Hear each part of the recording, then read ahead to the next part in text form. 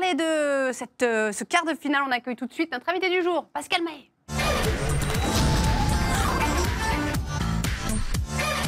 Ouais! Bonjour Pascal.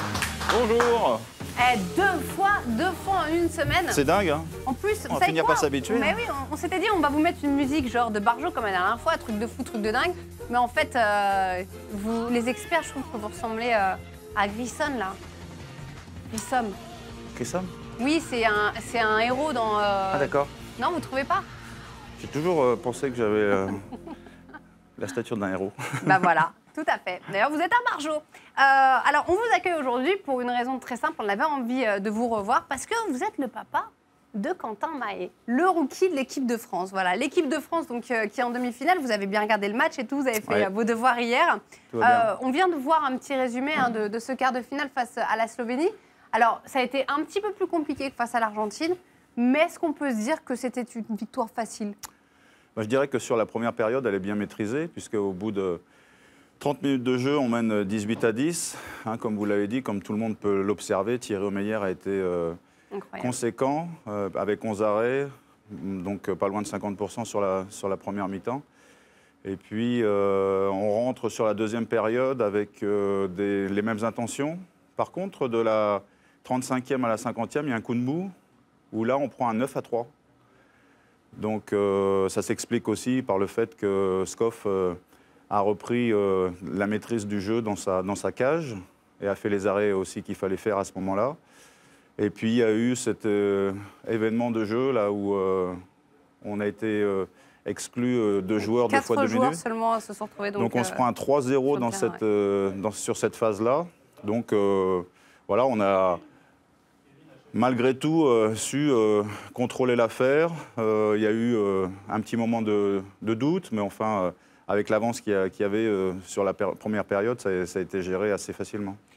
Vous l'avez dit, hein, on l'a répété, Thierry Omeyer est incroyable, hein, surtout dans ces phases finales, avec une nouvelle fois un match de folie et puis cette statistique, hein, donc 18 arrêts, 76 arrêts au total depuis le début de la compétition. C'est le gardien qui a repoussé le plus de tirs.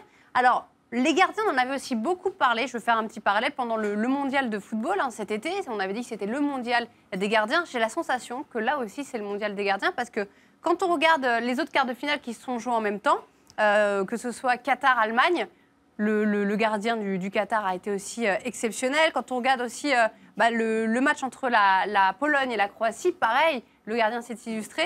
On se rend compte, pour une fois, en tout cas, à quel point c'est important d'avoir un bon gardien dans les buts, comme à l'époque avec vous, avec Bruno Martini. Ah oui, mais ça, c'est un élément incontournable de la performance. Hein. Au handball, il faut s'appuyer sur une très grosse performance d'un gardien de but pour pouvoir aller le plus haut possible et gagner des titres. Alors, on parle du gardien de but, on parle aussi de l'assise défensive qui doit être à son meilleur niveau pour espérer obtenir des résultats. Une bonne défense, une montée de balle conséquente. Et puis après, on voit ce qui reste à faire sur le jeu placé. Mais ça reste un élément incontournable de la performance. Et comment on fait quand on est du coup gardien numéro 2 ou gardien numéro 3 et qui a un Thierry Omeyer dans les buts? Parce qu'apparemment, il n'a pas l'air décidé de raccrocher. Hein. Mais c'est bien, les numéros 2 connaissent leur statut, ils savent où est-ce qu'ils en ont, ils savent à quel moment ils vont pouvoir aider s'il y a un petit coup de moins bien dans la performance. Et c'est pour ça que l'équipe de France fonctionne aussi bien aujourd'hui. Bon, la France, hein, on le précise, a fait un pas de plus. De toute façon, ce sera un pas de plus à chaque fois vers les Jeux Olympiques. Comment vous la trouvez, cette nouvelle génération? Et si je vous parle de cette nouvelle génération, je pense tout de suite, évidemment, à votre fils, Quentin Mahé, qui a été exceptionnel, surtout sur le match de samedi en face à la Suède. J'imagine que vous êtes fiers de lui, d'autant qu'à chaque fois qu'en fait, il rentre, et il joue tous les matchs, là, en ce moment, il maîtrise lui aussi sa performance. Ben oui, après, voilà, Mathieu, Valentin, Quentin, c'est les jeunes pousses qui ont intégré l'élite, l'excellence. Quand on parle de l'équipe de France, c'est ce qui se fait de mieux au monde à l'heure actuelle. Donc, déjà, de réussir à intégrer ce groupe, maintenant d'y jouer, maintenant d'y être aussi performant, ça fait partie du cursus d'apprentissage qui est tout à fait logique voilà, par rapport à ces jeunes pousses qui ont encore à prouver beaucoup de choses. Maintenant, c'est rafraîchissant aussi, hein, parce qu'on sait que ceux qui sont les tauliers d'aujourd'hui et qui ont fait et qui font encore les beaux jours de l'équipe de France, on sait que ça va pas non plus encore durer des années. Donc c'est bien d'avoir la relève qui s'affiche, qui marque les esprits et puis qui est performante. Et puis, donc, on va le préciser, hein, c'est un joueur lui aussi polyvalent, au même titre que Valentin Porte. En club, il évolue au poste d'arrière. Là, avec les Bleus, on le voit comme ailier gauche. Hein. Voilà. Vous le préférez à quel poste, vous? Mais lui, c'est surtout lui où il se préfère. Maintenant, il excelle à Hambourg sur le poste de demi-centre. Là, il a l'opportunité de rentrer dans un groupe très performant. Et on lui dit, ce sera sur le poste d'ailier gauche que tu pourras jouer. Donc lui, il prend ce qu'il y a à prendre. Hein, et c'est pas facile, puisque quand toute l'année tu joues sur le poste de demi-centre et puis qu'on te demande d'être bon, excellent, parce qu'il faut l'être quand on intègre cette équipe de France, eh ben on voit que par moments, il y a des échecs. Mais heureusement, pour lui-même et pour l'équipe de France, il y a plus de réussites que d'échecs. Donc l'aventure continue. Le joueur qu'on surveille à chaque match, c'est Nikola Karabatic. 5 buts hier, il compte désormais 998 buts en carrière. Et comme un symbole, ce sera donc face à l'Espagne en demi-finale qu'il devra, ou qu'il pourra, ou qu'il pourrait passer à la barre des 1000 buts. En tout cas, on l'espère. Champion du monde en titre, l'Espagne s'est qualifiée. On va regarder ça ensemble, Pascal, pour le dernier carré en battant le Danemark. C'était le remake. Hein. C'était le remake de la finale donc de la dernière édition. Et dans ce choc au sommet, l'Espagne a dû s'arracher pour battre les Danois. À 20 secondes de la fin, Mensa Larsen va égaliser pour le Danemark. Voilà, l'égalisation. Hein. Les deux équipes sont donc à 24 partout. Il reste 19 secondes à jouer. Et vous savez quoi, Pascal, je vous propose qu'on revive justement cette fin de match de dingue.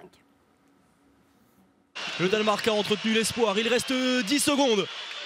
Avec Raúl Entre Ríos, Jorge Makeda, la sortie d'Aguila Galdé, Juan Cadellas qui prend ce tir. C'est fini. Oh là là, c'est terminé.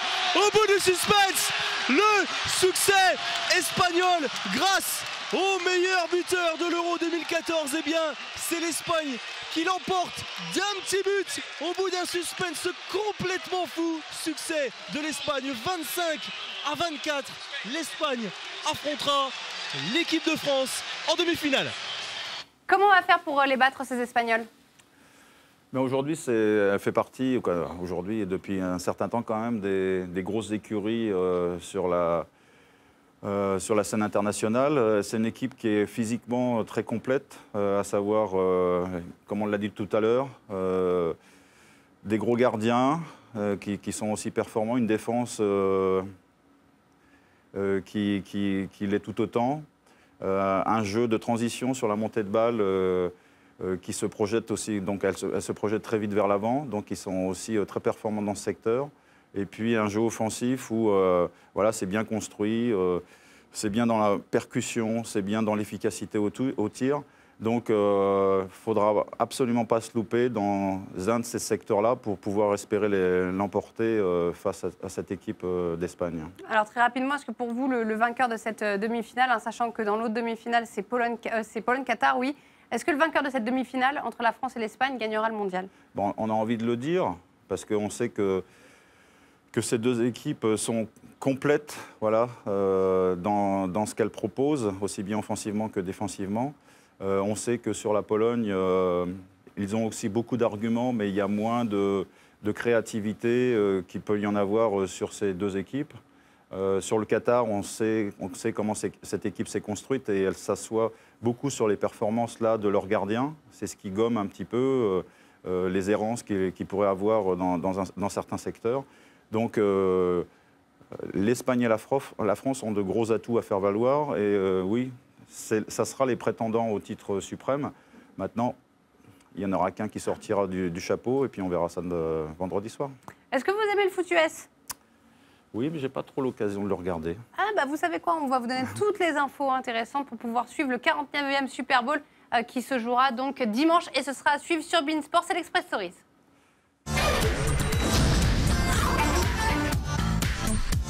Alors venez avec moi Pascal, on va rejoindre tout de suite Charles. Bon, on est en train de faire n'importe quoi avec l'horloge, hein. Venez, on va là. Donc, on n'a pas énormément de temps, Charles, je suis désolée. Je vais me dépêcher. Pascal, vous mettez ici. Des à côté du Super Bowl. Ah, vous êtes bien installé Oui, on m'a dit de me mettre là. Ouais, c'est pas mal. Vous m'avez dit. Donc les à côté du Super Bowl. Oui, à commencer par les fameuses publicités. Alors vous savez, le Super Bowl, c'est plus de 110 millions de téléspectateurs en moyenne, donc ça fait du temps de cerveau disponible pour les annonceurs. Résultat, chaque année, toutes les plus grandes marques américaines rivalisent d'imagination, d'ingéniosité pour proposer des pubs qui vont faire le buzz à la mi-temps. Et cette année, c'est cette pub-là qui fait le buzz. On y voit la célèbre mannequin Charlotte McGuinness balader dans un marché pour vanter les mérites d'un hamburger 100% naturel. Et le problème, c'est que de beaucoup... 100% macho.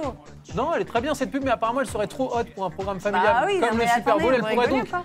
être censurée, mais pas de problème. L'important, c'était surtout... Vous en pensez quoi, les filles? C'est macho, hein? Oui, le burger a l'air quand même très bien.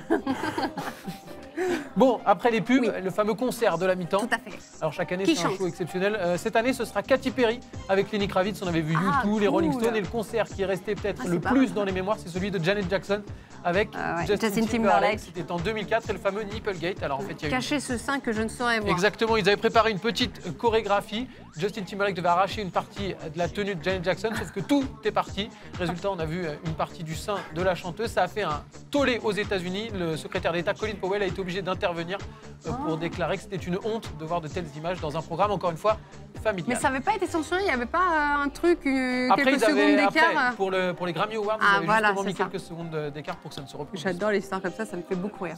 Vous êtes au taquet. Oui. Enfin, la dernière chose, c'est les fameuses bagues. Les bagues qu'on remet aux champions chaque année. Des bagues qui sont en diamant et en or. On va peut-être en voir quelques-unes, voilà. C'est ce qui récompense les champions. En général, il y en a 150 qui sont faites pour les joueurs, le staff, et aussi les membres du club. Et les mecs se baladent avec ça, quoi. Oui, alors ça vaut à peu près 5 000 $ à la fabrication. Ensuite, les prix peuvent grimper. Résultat, beaucoup d'envieux. Certains sont parfois tentés de les voler, comme Vladimir Poutine. Et oui, il en a volé une, c'était en 2005.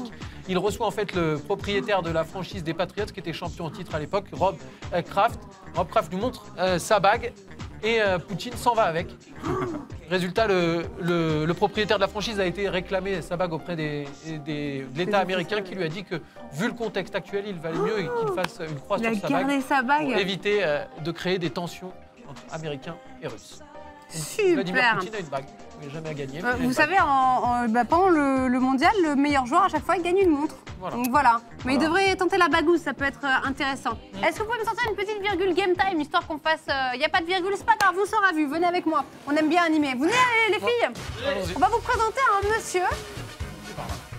Ouais. Alors Pascal, en fait, c'est un monsieur qui a créé des casquettes. Des casquettes, mais qui ne sont pas des casquettes comme les autres. En fait, elles représentent toutes les franchises de foot américain, mais en France, parce que ça marche aussi en France, hein. Pas autant qu'on l'aimerait, mais voilà. Et ces casquettes, bonjour Elric. Ces casquettes, elles ont quelque chose de particulier. Je vous fais un bisou. Bonjour. Elles sont connectées. Bonjour. Exact. Expliquez-nous, ça veut dire quoi qu'elles sont connectées? Elles sont connectées parce que, comme j'ai des ayants droit, on a en fait acquis les droits de la Fédération française de football américain, ainsi que ceux de l'ensemble des clubs français de première et seconde division, qu'on appelle les casques d'or pour les secondes divisions et les casques de diamant pour les premières. Alors attendez, je prends un petit micro-main parce qu'on me dit qu'on ne vous entend pas très bien. Donc moi, je vous tiens la casquette. Ok. Je disais que on a acquis les droits de la Fédération française de football américain, ainsi que ceux de la plupart des clubs de première division et de seconde division, qu'on appelle les casques d'or et les casques de diamant. Ouais. Et à ce titre-là, comme ce sont mes ayants droit, donc en contrepartie de l'exploitation de ces droits, moi je reverse des royalties. Et pour respecter la sécurité des produits qu'on vendra, on a mis au point une techno qui permettra, donc en collaboration avec une société qui s'appelle Hologram Industrie, qui permettra de sécuriser ces casquettes. Alors. Et donc exactement ça. Donc visuellement c'est ça. En fait il y a une espèce d'hologramme, voilà, comme on voit hein, quand on utilise notre smartphone, qu'on veut aller faire des courses. Maintenant il y a ça, on voit beaucoup. Comme derrière la carte bleue que vous avez. Derrière la carte derrière bleue, une carte bleue, un hologramme de sécurité. Et en fait comment ça se passe? Donc, comment ça se passe là, tout ça? On prend en photo ça? C'est ça, avec une application. Donc une application qui est ici. Ok. Donc je vais aller. Bon, on a la marque, hein, mais bon, c'est une innovation, donc autant. Exactement. Voilà, c'est pas. Je viens dessus. Pas pour faire de la pub, c'est pour montrer l'info, quoi. Je viens dessus. Ça search. Ça. Hop là. Ça search. Ça bon, le Wi-Fi marche pas super bien, voilà. Mais on est en train de montrer, voilà. Félicitations. Ce produit Capland est authentique. Nous vous remercions de votre confiance. Et en fait, ce qui est bien, ce qui est rigolo dessus, c'est qu'on peut voir en fait toutes les informations de la franchise. Donc, si on revient sur l'image d'avant, donc ici, on se rend compte qu'on peut aller en ligne, donc go online, et en cliquant là-dessus, tout simplement, avec son voilà, son donc dos, chaque fan en fait a sa casquette. On bascule sur la plateforme de Capland, Ouais. et là on va découvrir toute l'actualité du club. Donc là, c'est celle que vous avez dans les mains. Alors ça, c'est qui ça? Ça, ce sont les Templiers d'Elancourt. Ça, c'est qui? Ça, ce sont les Black Panthers de Thonon-les-Bains. Ok, ça, c'est qui? Je vérifie. Hein. Les Gaunes de Lyon. Ok. Il est où le flash? Les Quarks, les Quarks de Villebon. Ok, d'accord. Le flash est ici, là-haut. Ah, donnez-moi le flash, parce qu'on accueille aujourd'hui toutes les cheerleaders du flash avec l'équipe qui va débarquer tout à l'heure. Ouais, les filles! Ça vous intéresse, vous, ce genre de truc? C'est rigolo, hein. On pourrait faire ça aussi pour le hand, non? On va s'y mettre, je pense. Ouais, ça peut être pas mal, hein. Comme Ouais, ça, je on met toutes les équipes de Division 1. C'est ça. Voilà, on aura toutes les infos avec les joueurs qui composent Ces l'équipe. casquettes seront vendues en magasin, en fait. L'idée, c'est stylé. C'est un truc américain. Plutôt que de trouver les casquettes américaines, des clubs américains de basket ou de baseball ou de football, on va maintenant trouver les clubs français. Alors pour l'instant le football américain, et on réfléchit avec d'autres fédérations sur d'autres articles. Moi, super. En tout cas, merci beaucoup, Henrik, de ces petites explications. Merci, c'est voilà. moi, merci. On va continuer à développer l'actualité. Je vous rappelle l'information principale de cette matinée. Steven Le Diagorn, mon chef d'édition, m'a lâché. Ok? Il est parti en courant à la maternité parce que sa femme va accoucher. Donc courage, Marie. Vas-y, pousse! Vas-y! Pascal, vous restez avec nous. On va se retrouver tout à l'heure. Ok.